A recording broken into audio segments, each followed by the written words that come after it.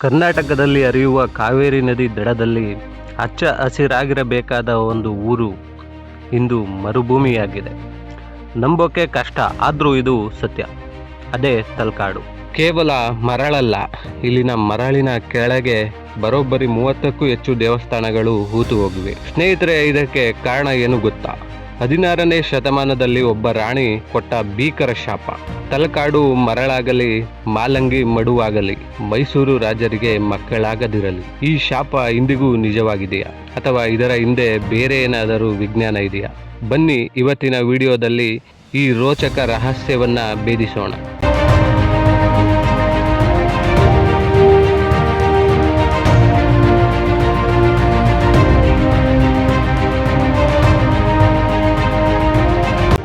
ಸ್ನೇಹಿತರೆ, ಕತೆ ಶುರುವಾಗೋದು 1610ರಲ್ಲಿ. ವಿಜಯನಗರ ಸಾಮ್ರಾಜ್ಯದ ಪ್ರತಿನಿಧಿಯಾಗಿ ಶ್ರೀರಂಗರಾಯರು ಶ್ರೀರಂಗಪಟ್ಟಣವನ್ನು ಆಳ್ವಿಕೆ ನಡೆಸುತ್ತಿದ್ದರು. ಅವರಿಗೆ ಹುಷಾರಿಲ್ಲದ ಕಾರಣ ಅವರು ತಲಕಾಡಿನ ವೈದ್ಯನಾಥೇಶ್ವರನಿಗೆ ಪೂಜೆ ಸಲ್ಲಿಸಲು ಹೋಗ್ತಾರೆ. ಆಗ ಮೈಸೂರಿನ ರಾಜರಾಗಿದ್ದ ರಾಜ ಒಡೆಯರು ಶ್ರೀರಂಗಪಟ್ಟಣವನ್ನು ವಶಪಡಿಸಿಕೊಳ್ಳುತ್ತಾರೆ.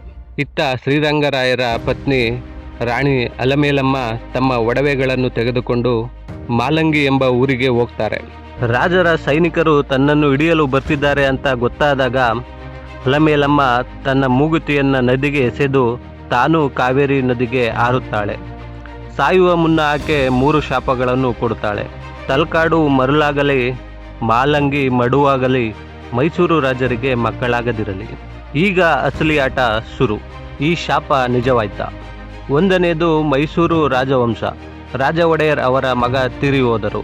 ಅಂದಿನಿಂದ ಇಂದಿನ ಯದುವೀರ್ ಒಡೆಯರವರೆಗೂ ಬಹುತೇಕ ರಾಜರು ದತ್ತುಪುತ್ರರೇ. ನೇರ ರಕ್ತ ಸಂಬಂಧದ ಮಕ್ಕಳು ಸಿಂಹಾಸನ ಏರಿಲ್ಲ ಅನ್ನೋದು ಅಚ್ಚರಿಯ ವಿಷಯ. ಸ್ನೇಹಿತರೆ, 2ನೇದು ತಲಕಾಡು ಮರಳು. ಹೌದು, ಫಲವತ್ತಾದ ಭೂಮಿಯಾಗಿದ್ದ ತಲಕಾಡು 17ನೇ ಶತಮಾನ ನಂತರ ದಿಢೀರಂತ ಮರಳಿನಿಂದ ತುಂಬೋಕೆ ಶುರುವಾಯಿತು. ಎಷ್ಟರ ಮಟ್ಟಿಗೆ ಅಂದರೆ ಅಲ್ಲಿನ 16 ದೇವಸ್ಥಾನಗಳು ಮರಳಿನಲ್ಲಿ ಪೂರ್ತಿ ಮುಚ್ಚಿ ಹೋದವು. ಇನ್ನು ಮಾಲಂಗಿ, ಇಂದಿಗೂ ಅಲ್ಲಿ ಕಾವೇರಿ ನದಿಯಲ್ಲಿ ಭಯಂಕರವಾದ ಸುಳಿಗಳಿವೆ.